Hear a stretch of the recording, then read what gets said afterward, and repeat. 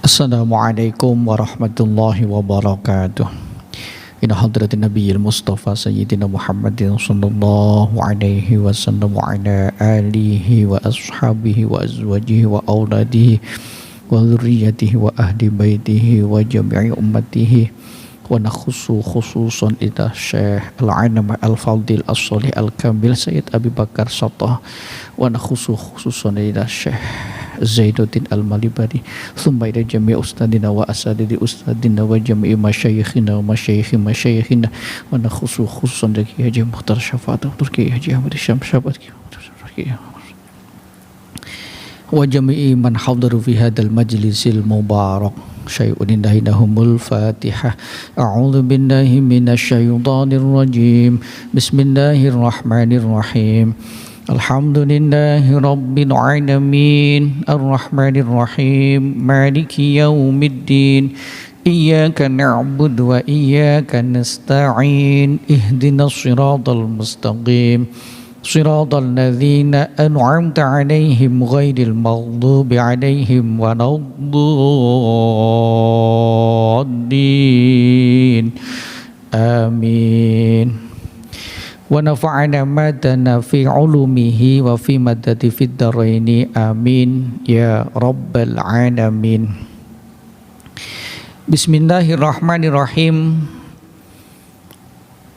Wa syurita liqutwatin ay syurutun minha niyatu iktida'in au jama'atin. Pada kesempatan malam hari ini kita akan membahas tentang syarat-syaratnya sholat berjamaah. Artinya batasan-batasan di mana sholat berjamaah itu menjadi sah berjamaah, ada beberapa syarat. Menurut sebahagian ulama menghitung syarat-syarat tersebut ada 8 syarat, ada 7 syarat, mohon maaf. Nah, yang pertama, ketika kita melaksanakan sholat berjamaah, syarat yang pertama adalah niyatu iktida'in au jama'atin au iktimamin bil imamil hadir awis sholati ma'ahu au kaunuhu ma'muman. Syarat dikatakan sholat berjamaah dan mendapatkan keutamaan berjamaah 27 derajat. Yang pertama adalah seorang makmum harus berniat menjadi makmum. Artinya kalau kita melaksanakan sholat berjamaah sedangkan posisi kita menjadi makmum, maka kalau kita ingin mendapatkan keutamaan sholat berjamaah, makmum harus berniat menjadi makmum, atau niat berjamaah, atau niat mengikuti sholatnya imam yang hadir, atau niat sholat bersama dengan imam, atau niat dirinya menjadi makmum. Jadi boleh yang pertama niat iktida atau niat ngikut, atau saya niat sholat berjamaah karena Allah, boleh, atau saya niat mengikuti imam yang hadir karena Allah, atau saya niat sholat bersama dengan imam karena Allah, atau saya niat sholat menjadi makmum karena Allah. Itu namanya niat menjadi makmum. Jadi kalau ada orang sholat berjamaah sedangkan posisinya menjadi makmum tapi tidak berniat menjadi makmum, berarti dia tidak mendapatkan keutamaan berjamaah. Kapan niat menjadi makmum itu? Ma'a taharrumin ayyajibu antakuna hadhihin niyatu muqtaronatan ma'at taharrumi. Wajib hukumnya niat menjadi makmum itu bersamaan dengan takbiratul ihram. Wa idza lam taktarin niyatu nahwil iktida'i bitaharrumi lam tanaqidil jum'atu listiratil jama'ati fiha wa tanaqidu ghairuha furada. Nah, sekarang kalau niat menjadi makmum itu tidak bersamaan dengan saat takbiratul ihram, pas saat takbiratul ihram niat awal itu tidak niat menjadi makmum, maka kalau sholat yang dilaksanakan itu sholat Jum'ah, sholatnya batal. Karena dalam sholat Jumat itu hukum berjamaah adalah wajib. Sholat Jum'ah itu wajib dilakukan secara berjamaah. Berarti dengan demikian makmum harus berniat menjadi makmum agar mendapatkan keutamaan sholat berjamaah. Jadi kalau sholatnya sholat Jum'ah sementara makmum tidak niat menjadi makmum saat takbiratul ihram, berarti sholatnya batal. Tapi kalau selain sholat Jum'ah, artinya sholat fardu 5 waktu, maghrib, isya, subuh, duhur, asar, selain daripada sholat Jumat, makmum tidak niat menjadi makmum bersamaan dengan takbiratul ihram, maka sholatnya tetap sah tapi tidak mendapatkan keutamaan berjamaah. Watan akidu ghairuha furoda, jadi sholatnya menjadi sholat sendirian, dapat 1 derajat saja. Ini yang harus diperhatikan. Yang pertama, jadi kalau ingin mendapatkan keutamaan sholat berjamaah 27 derajat, makmum harus niat menjadi makmum pada saat takbiratul ihram. Jadi niatnya sekaligus usolli fardul isya'i arba'a raka'atin mustaqbilal qiblati makmuman lillahi ta'ala. Saat takbiratul ihram, Allah, hati kita bicara, saya niat sholat fardu isya 4 rakaat jadi makmum karena Allah Ta'ala. Itu harus bersamaan dengan takbiratul ihram. Tapi kalau misalnya pada saat niatnya itu lupa menyertakan kata-kata jadi makmum, Allah, saya niat sholat fardu isya 4 rakaat karena Allah Ta'alahu Akbar, tidak menambah kalimat jadi makmum atau ikut imam atau mengikuti imam yang hadir, tidak diniatkan itu, maka tetap sah sholatnya tapi menjadi sholat munfarid, dapat 1 pahala saja, 1 derajat saja, tapi tetap sah sholatnya.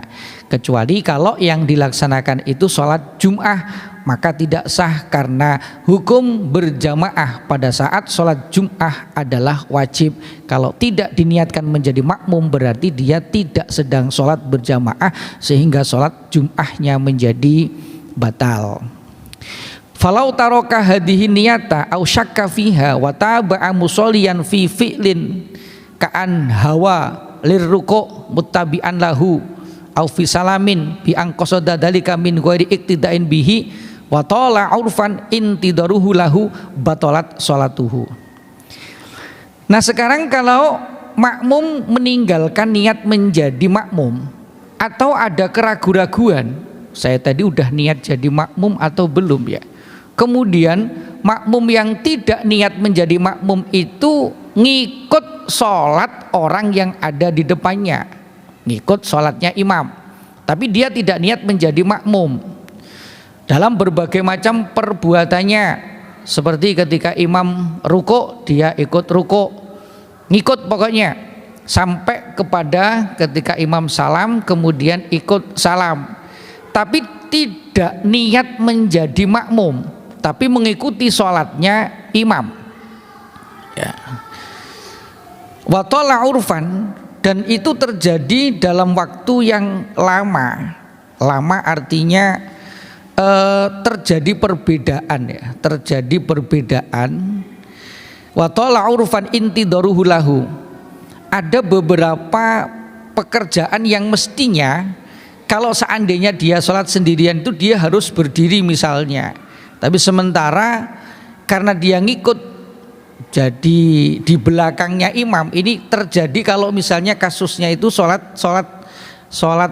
makmum masbuk ya, makmum masbuk dia lupa niat menjadi makmum tapi dia ngikut sholatnya imam, ketika imam berada pada rakaat terakhir kemudian membaca tasahud akhir, ini kondisi imam membaca tasahud akhir misalnya, sedangkan makmum yang di belakangnya tadi masih membaca tasahud awal, udah selesai duluan, tapi dia nunggu sampai selesai imam salam baru berdiri, padahal dia tidak niat menjadi makmum, maka itu menjadi batal sholatnya.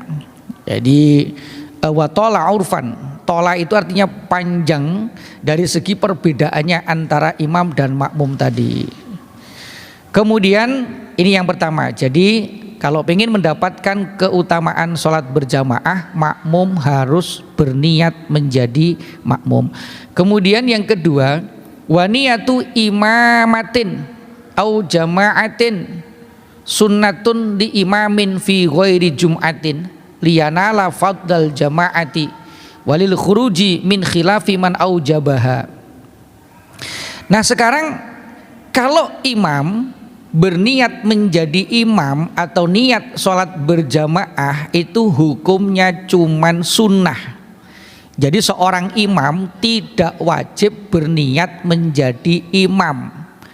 Kalau misalnya terjadi ada orang sedang sholat sendirian di masjid, tiba-tiba kita baru datang, kita melihat ada orang sedang sholat sendirian. Nah kemudian kita ngikut di belakangnya, berniat makmum kepada orang itu tapi tidak memberitahukan, tidak memukul pundaknya misalnya, karena memukul pundak, megang pundak itu sebenarnya adalah dalam rangka untuk memberitahu kalau kita itu ngikut kepadanya sehingga dia nanti bisa merubah niatnya menjadi imam. Tapi kalau misalnya kita tidak memegang pundaknya kemudian kita niat makmum kepada orang yang ada di depan kita, maka kita yang niat makmum itu mendapatkan keutamaan sholat berjamaah 27 derajat dan sah menjadi jamaah. Sedangkan imam tidak tahu yang ada di depan kita, yang kita ikutin kan nggak tahu, dia tidak merubah niat menjadi imam, tetap sholat sendirian. Nah kalaupun demikian itu tetap makmum mendapatkan keutamaan jamaah 27 derajat, sedangkan yang kita ikuti kalau dia tidak tahu bahwasanya kita ngikut kepadanya dan dia tidak merubah niat menjadi imam, maka yang kita ikuti atau imam itu tadi tetap dapat 1 derajat saja. Artinya dia tetap mendapatkan keutamaan sholat munfarid atau sholat sendirian. Jadi niat menjadi imam bagi imam itu hukumnya cuman sunnah, tapi kalau niat menjadi makmum bagi makmum itu hukumnya wajib kalau kita ingin mendapatkan keutamaan sholat berjamaah. Nah oleh sebab itu di sini dikatakan waniyatu imamatin au jamaatin sunatun di imamin fi ghairi jum'atin, selain daripada sholat Jumat. Tapi kalau sholat Jumat imam wajib berniat menjadi imam, karena berjamaah sholat Jum'ah itu hukumnya adalah wajib biar dua-duanya mendapatkan keutamaan sholat berjamaah. Dan juga niat menjadi imam itu cuman sunnah, tidak wajib. Itu lil khuruj min khilafi man aujabaha, karena ada sebagian ulama yang mewajibkan seorang imam wajib berniat menjadi imam. Maka di dalam kitab ini Imam Syafi'i lebih berpendapat bahwasanya imam tidak wajib niat menjadi imam, tapi sunnah niat menjadi imam agar mendapatkan keutamaan sholat berjamaah. Hal itu karena dalam rangka untuk agar tidak tergolong di dalam masuk kapasitas perbedaan pendapat dari ulama yang mewajibkan untuk seorang imam berniat menjadi imam. Wa tasihu niyatuha ma'a taharumihi wa illam yakun khalfahu ahadun in wathaqa bil jamaati alal aujuh.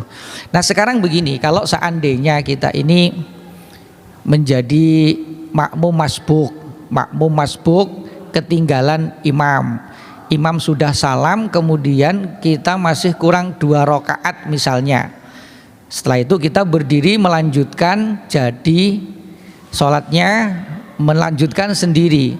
Tiba-tiba di belakang kita ada yang nepuk punggung kita, berarti ngasih sinyal sama kita bahwasanya dia makmum dengan kita.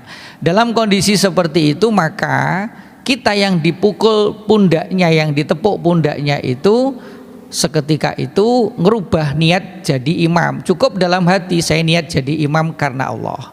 Maka setelahnya itu kita mendapatkan keutamaan berjamaah lagi menjadi imam.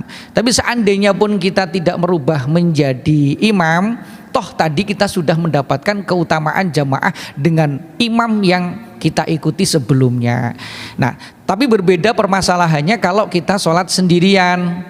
Sholat sendirian tiba-tiba ada orang yang ikut di belakang kita megang pundak kita. Maka kalau kita pengen mendapatkan keutamaan sholat berjamaah, ketika disentuh pundaknya ya kita langsung merubah, saya niat sholat, saya niat jadi imam karena Allah, gitu aja dalam hati. Maka sejak saat itu status kita menjadi imam yang kemudian kita mendapatkan kemuliaan berjamaah 27 derajat. Namun seandainya tidak kita rubah niat menjadi imam, ada orang ikut sama kita di belakang kita, yang ikut dengan kita dia mendapatkan keutamaan berjamaah 27 derajat, tapi kita yang diikuti kalau nggak merubah niat menjadi imam tetap dapat satu saja. Ini yang harus dipahami. Nah, kemudian wa tasihu niyatuha ma'a taharumihi wa illam yakun khalfahu ahadun in wathiqa bil jama'ati alal aujuh di annahu sayasiru imaman.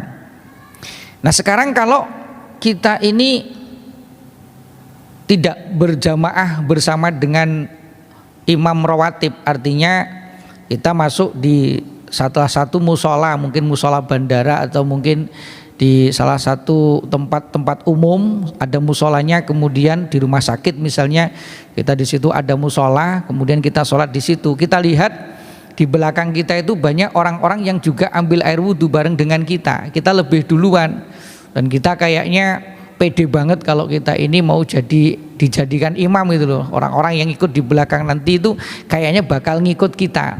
Nah, dengan demikian nunggu mereka belum selesai wudhu, sementara kita tidak janjian, kita udah masuk musola lebih dulu, kita pakaiannya mungkin pakai jubah, pakai songkok, ini kan kayaknya pantas dijadikan imam, dan kita menyangka mereka yang datang nanti itu bakal ngikut makmum dengan kita. Maka dalam kondisi seperti itu kita langsung niat jadi imam itu boleh.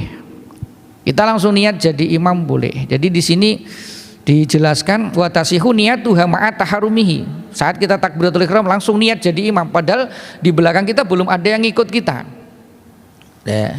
Wa illam yakun khalfahu ahadun, walaupun di belakang kita belum ada kita, tapi kita percaya bahwasanya orang-orang yang wudhu nanti itu kayaknya bakal ngikut kita gitu. Wathiqo bil jamaati ma'al aujuh. Karena kita bakal jadi imam juga nanti. Fa ilam yanwi walau li adami ilmihi bil muqtadina hasalalahum al-fasdlu dunahu. Nah, sekarang kalau kita sudah sendirian selesai wudhu, padahal penampilan kita ini pantas jadi imam, kita tidak niat jadi imam, sementara ada 2 atau 3 orang ngikut dengan kita di belakang kita, makmum dengan kita, tapi nggak ngasih sinyal dengan kita, nggak megang pundak dan segala macam. Kemudian kita tidak niat menjadi imam saat takbiratul ihram tadi itu, sementara ada beberapa orang yang ikut dengan kita, maka beberapa orang yang ikut dengan kita mendapatkan keutamaan jamaah 27 derajat, sementara kita tetap dapat 1 derajat saja, kecuali kalau kemudian kita merubah menjadi imam ketika ada memang yang memberikan sinyal kepada kita. Jadi yang paling benar sebenarnya kalau kita ini makmum masbuk atau kita ini ingin makmum dengan orang yang ada di depan kita, sementara ini bukan pada saat sedang jamaah dengan imam rawatib, apakah perlu ngasih sinyal dengan megang pundak atau tidak, ini ya dilihat situasi dan kondisinya. Dipandang perlu, barangkali kita ngingetin agar dia merubah niat menjadi imam biar dapat mendapatkan keutamaan jamaah. Tapi andai pun kita tidak memegang pundaknya, langsung kita ngikut di belakangnya, itu pun kita mendapatkan keutamaan berjamaah. Sebab kadang-kadang kita nggak tahu apakah orang itu sedang melakukan sholat sunnah atau sholat fardu. Kalau di tempat umum itu kan susah dibedakan ya, misalnya musola di bandara atau musola di rumah sakit itu kan, ini orang sedang sholat sunnah apa sedang sholat fardu ya. Kalau kita tepuk pundaknya barangkali dia sedang sholat sunat dan dia nggak ngerti kalau bahwasanya orang makmum dengan orang sholat sunat itu boleh mendapatkan keutamaan berjamaah, nanti takutnya kemudian dia malah batal sholatnya, nanti dipegang pundaknya. Sebab memang kadang-kadang juga perlu kita melihat situasinya. Pernah satu ketika saya melihat di masjid kita ini, di Al-Kafah ini, di pojok sebelah situ ada orang pas sholat duhur kalau saya nggak salah, itu dia sedang sholat sendirian, tiba-tiba datang di belakangnya ada orang makmum dengan dia, megang pundaknya, saking kagetnya langsung spontan Fatihahnya dibaca kenceng, padahal sholat duhur.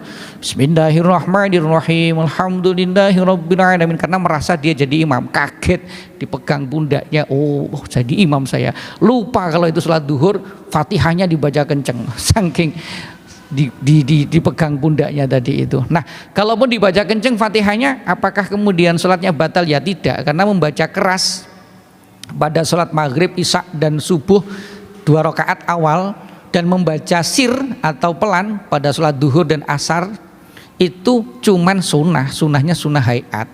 Jadi kalau sholat duhur dibaca kenceng pun tidak membatalkan sholat, cuman kehilangan daripada sunnah hayat saja. Ini tata cara ketika kita makmum dengan orang yang ada di depan kita. Wa ilam nawahu fil asna'i hasolalahu al-fadlu min hinaid. Nah, kemudian kalau orang yang sholat sendirian kemudian dia tahu ada orang yang ikut di belakangnya, lantas dia merubah niat menjadi imam, berarti sejak dia merubah jadi imam itulah maka dihitung sholatnya berjamaah.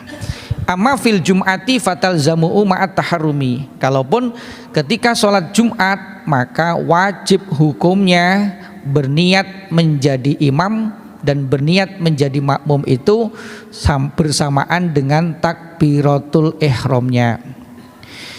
Kemudian berikutnya wa minha adamu taqaddumin fil makani yakinan.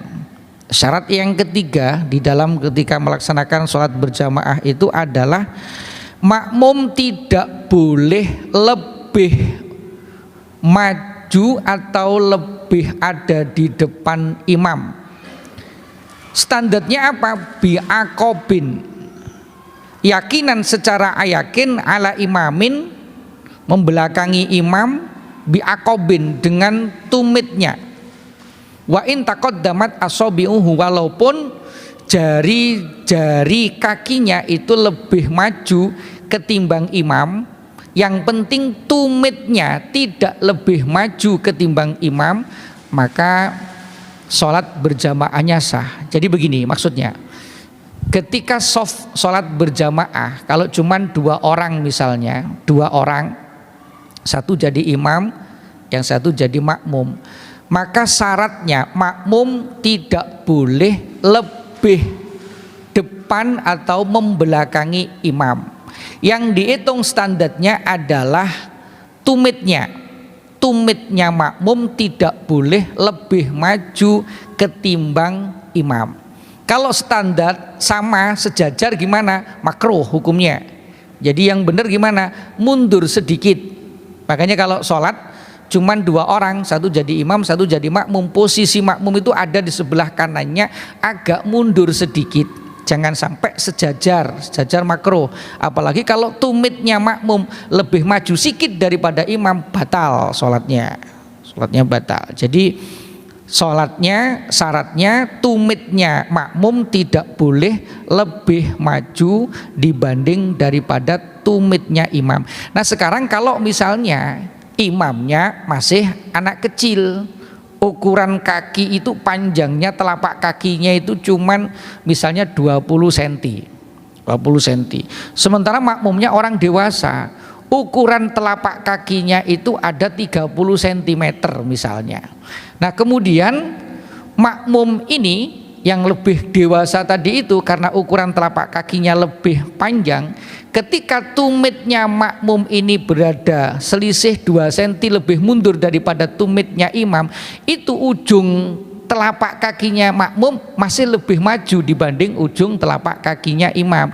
Kalau itu yang terjadi tidak jadi masalah, karena yang menjadi ukuran bukan ujung jari kakinya tapi adalah tumitnya. Jadi yang menjadi ukuran tumit, maka kita ada list List soft itu yang harus kita perhatikan, yang dimaksud dengan lurusnya soft, lurusnya barisan itu adalah standarnya tumit, bukan ujung jari kaki kita tapi tumit kita. Jadi makmum tidak boleh membelakangi imam ketika posisi berdiri pada saat sholat berjamaah. Amma syakku fit taqaddumi fala yu'thir. Tapi kalau ragu ini lebih maju apa tidak ya? Kayaknya enggak ya. La yaduru, tidak jadi masalah. Wala yaduru musawatuhu lakinnaha makruhatun. Kalau sejajar, lurus bener tumitnya imam, lurus dengan tumitnya makmum, itu tetap sah sholat berjamaahnya, tapi makruhah. Yang demikian itu dimakruhkan hukumnya. Ini terkait tentang masalah posisinya imam dan makmum. Hal ini berdasarkan hadis sahih Rasulullah Shallallahu Alaihi Wasallam bersabda, innama ju'ilal imamu liyu'tama bihi, ay al-i'timamu al-ittiba'u wal mutaqaddimu ghairu tabi'in fa in taqaddama alaihi bima sayati fi ghairi sholati syiddatil khauf fi juz'in min sholatihi bi syai'in mimma dzukira lam tasihha sholatu. Jadi intinya begini, Rasulullah bersabda imam itu dijadikan untuk diikuti. Dan kalau makmum lebih maju dibanding imam, berarti makmum tidak ngikutin imam. Berarti dengan demikian maka tidak sah sholat berjamaahnya. Di dasarnya begitu. Nah sekarang seandainya, ini tadi kan kondisinya kalau orang sholatnya sambil berdiri, maka dalam berdiri itu yang jadi patokan adalah tumitnya. Begitu juga ketika ruku, ini yang menjadi patokan adalah tumitnya. Lalu sekarang kalau misalnya ada orang sedang sholat sambil duduk, makmumnya sambil duduk, imamnya sambil duduk, dua-duanya itu sedang dalam keadaan udzur, tidak bisa berdiri, sholat berjamaah misalnya. Ini yang jadi patokan apanya? Kalau duduk yang jadi patokan bukan tumitnya, mohon maaf, pantatnya yang menjadi patokan. Nah kemudian kalau sholatnya sambil tidur terlentang, dua-duanya tidur terlentang, imamnya juga tidur terlentang, makmumnya juga tidur terlentang. Dalam aturan sholat tidur terlentang itu menghadap kiblatnya adalah kepalanya di sebelah timur, kakinya di sebelah barat. Jadi yang menjadi ukuran adalah kepalanya imam harus lebih maju sedikit dibanding kepalanya makmum. Kalau dua-duanya sama-sama tidur terlentang, bukan ujung kakinya tapi kepala. Ini kaitan dengan masalah standar berkait tentang makmum tidak boleh membelakangi imam. Wa nudiba wuqufu dzakarin walau sobian lam yahdur ghairuhu an yaminil imami wa illa sunnalahu tahwiluhu lil ittiba. Nah sekarang disunatkan berdirinya makmum laki-laki walaupun itu anak kecil yang tidak ada makmum lain kecuali dia, cuman satu orang saja. Posisi berdirinya itu berada di sebelah kanannya imam. Jadi kalau cuman dua orang, posisi makmum berada di sebelah kanannya imam, agak mundur sedikit. Kalau tidak seperti itu, sedang jamaah kok makmum cuman satu berada di sebelah kirinya imam, wa illa sunnalahu tahwiluhu lil ittiba, maka bagi imam disunatkan untuk memindahkan posisi makmum itu, digeser ke sebelah kanan. Tapi dengan catatan tidak sampai melakukan gerakan-gerakan yang bisa menyebabkan batalnya sholat. Hal ini berdasarkan hadis Rasulullah Shallallahu Alaihi Wasallam bersabda yang diriwayatkan oleh sahabat Ibni Abbas radhiyallahu anhuma, qala bittu 'inda khalati Maimunah faqama Nabiyyu sallallahu alaihi wasallam yusolli minal laili fakumtu an yasarihi fa akhadha bi ra'si fa hawwalani an yaminihi. Jadi sahabat Ibnu Abbas itu kan anaknya pamannya Nabi, Itu pernah satu ketika nginep di rumahnya Maimunah. Di rumah Maimunah itu pamannya, bibinya itu menjadi istri Rasulullah Shallallahu Alaihi Wasallam. Nah, pada satu malam Rasulullah bangun untuk sholat pada malam itu. Kemudian Ibnu Abbas yang masih kecil itu makmum, tapi berada di sebelah kirinya Nabi. Kemudian dipegang kepalanya oleh Nabi, digeser ke sebelah kanan. Sambil megang kepalanya, ditarik, digeser ke sebelah kanan. Tapi dengan catatan gerakan kita ini yang geser ini harus hati-hati. Kalau sampai gerakan terlalu banyak dan itu menjadi 3 kali gerakan yang berturut-turut, ya batal sholat kita. Atau terlampau kita ditendang atau ditarik terlalu kuat, ya itu bisa menyebabkan batalnya sholat. Jadi posisi imam berada di sebelah kirinya, sementara makmum kalau cuma satu itu berada di sebelah kanannya, agak mundur sedikit, mutaakhiron anhu, mundur sedikit dari posisinya imam, qalilan sedikit, bi an tata'akhkhara asabi'ahu an aqabi imamihi, yaitu ujung jari kakinya itu mundur dari tumitnya imam. Jadi berarti jaraknya sekitar ujung jarinya makmum itu kalau bisa berada di belakang tumitnya imam. Ini gitu. Jadi jaraknya ya kira-kira sekitar 25 atau 30 cm. Jadi kalau imam berada di pas garis itu berarti ujung jari kaki kita itu pas di belakangnya tumitnya imam. Jadi sedikit sekali posisinya berada di sebelah kanan sedikit dan tidak terlampau mundur. Jangan terlampau mundur tapi cuman di sebelah kanannya, mutaakhiron anhu qalilan bi an tata'akhkhara asabi'ahu an yaqobi imamihi. Jadi ujung jarinya makmum ke ujung jari kakinya makmum itu mundur berada di belakang tumitnya imam. Itu kalau cuman 2 orang. Wa kharaja bil dzakari al unsa fataqifu khalfahu ma'a mazidi ta'akhurin. Berbeda kalau makmumnya itu perempuan. Kalau makmum perempuan maka berada di belakangnya imam, bahkan lebih mundur softnya. Jamaah perempuan itu berada di belakang bahkan lebih mundur daripada imam. Ini kalau makmumnya perempuan, misalnya ya suami istri jamaah di rumah, suami jadi imam, istri jadi makmum, maka posisi istri itu kalau jadi makmum di belakang, bukan di samping tapi di belakang. Nah, imamnya laki-laki, makmumnya perempuan. Tapi kalau kita jamaah dengan anak kita yang laki-laki, berarti posisi anak kita yang laki-laki kalau cuma satu berada di sebelah kanan kita, agak mundur sedikit.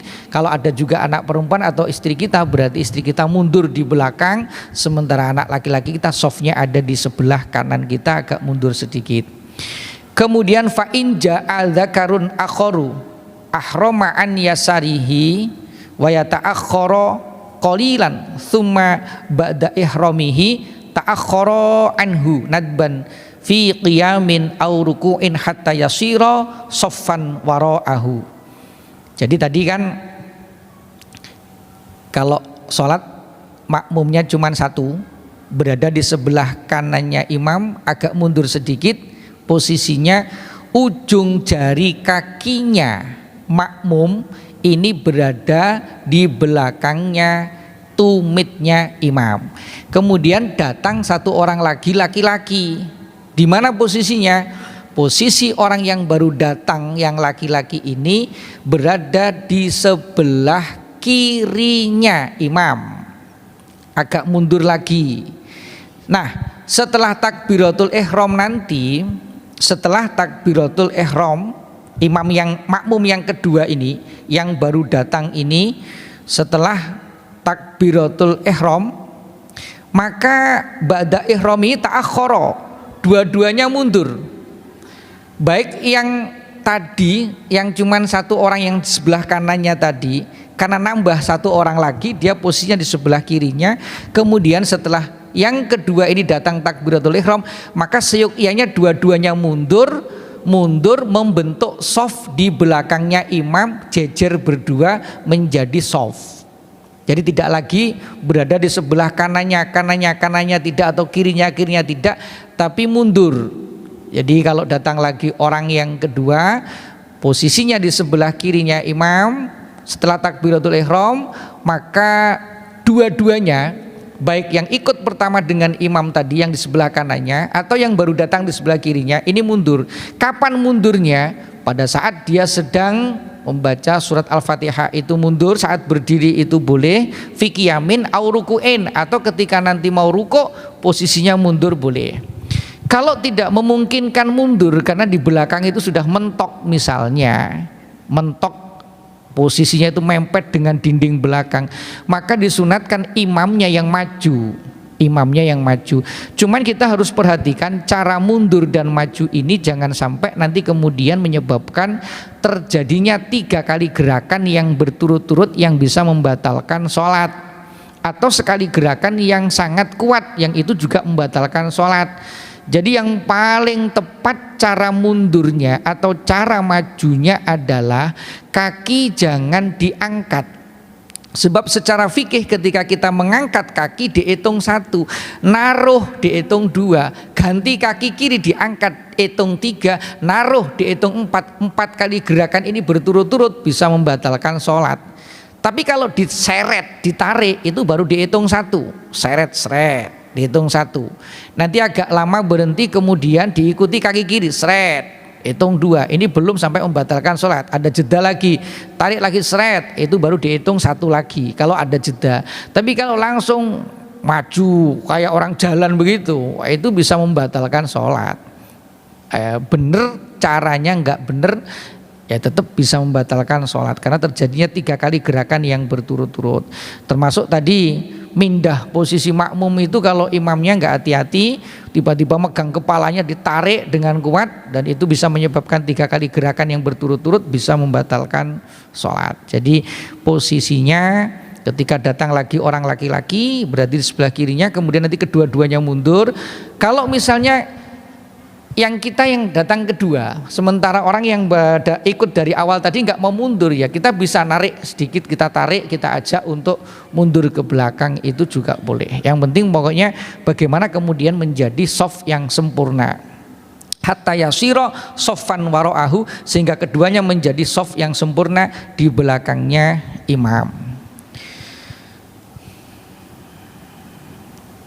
Kemudian wajazama bihi fil majmu'i as-sunnatu alla yazida ma bainal imami wa man khalfahu minar rijali ala thalathati adru'in taqriban kama baina kulli safaini amanisa'u fayusanu lahum atakhalluf katsiran.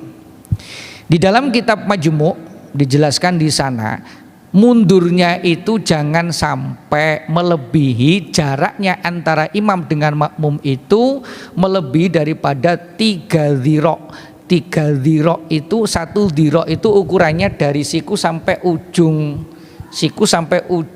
jari tangan kita.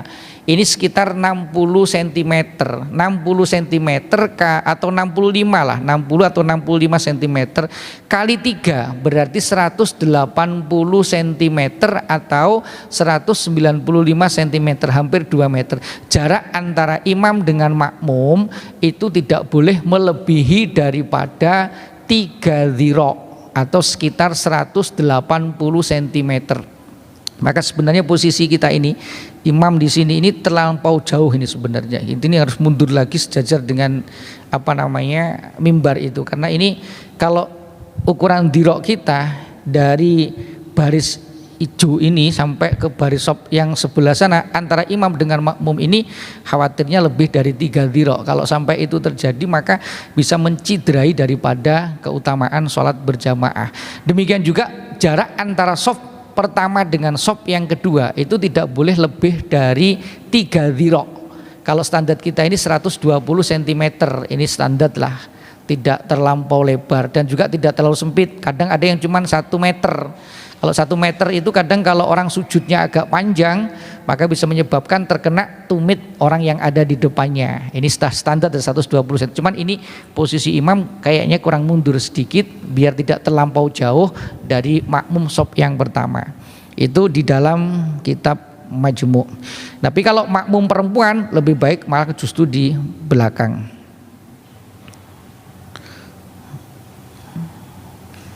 Kemudian terkait tentang masalah posisi makmum yang baru datang kemudian berada di sebelah kanan dan yang baru datang di sebelah kiri tadi, itu juga berdasarkan hadis yang diriwayatkan oleh Imam Muslim dari sahabat Jabir bin Abdullah bahwasanya Rasulullah melakukan hal itu terkait tentang masalah ketika ada sholat berjamaah yang terjadi ada makmum yang baru datang kemudian berada di posisi yang sebelah kirinya dan kemudian keduanya mundur atau imamnya maju untuk mendapatkan shaf sempurna di belakangnya imam.